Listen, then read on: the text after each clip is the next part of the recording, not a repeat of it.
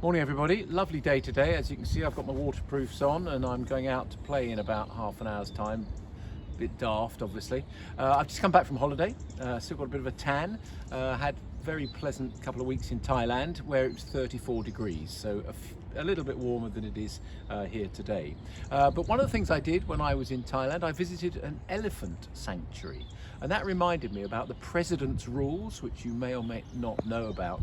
But when Dennis Moore was president 50, 60 years ago, he wrote a rule book for the President's Match, which included not just a birdie, an eagle and an albatross, but also some quirky things like a giraffe and an elephant. And I remember playing with him in my very early days and I can't even remember what I scored or what the shot was, but he suddenly bellowed out, "It's an elephant!"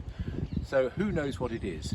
But just on the President's match, which we have had traditionally on a Sunday, Colin Vidler has not been able to play that for a few weeks and he's still off games, so our best wishes to Colin, looking forward to seeing him back on the course very soon. But as a result of that, we've released the 8:20 Sunday morning slot for anybody to book. So having come straight back from holiday a couple of days ago, the first thing I did was go to Jack Edwards' funeral. Very sad to say goodbye to Jack, former layabouts captain, and also someone I played cricket with actually when I was much younger. But it was nice to see a few of the Crowan members there as well.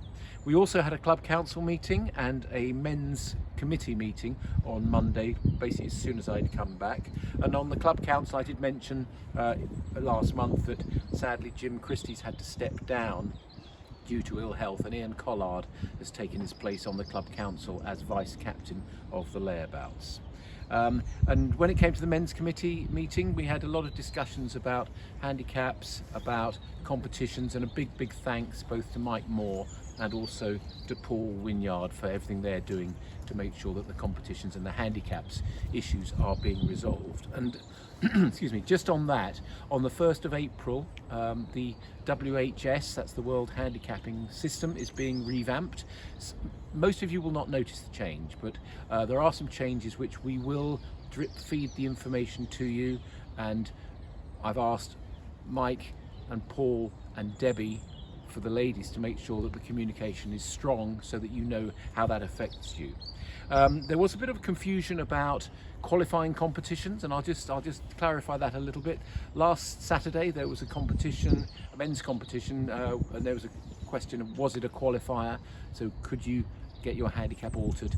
There was some confusion over that. Just to clarify, if there are more than 2 temporary greens or the course is shortened by more than 100 yards, it cannot be a qualifier whether we like it or not.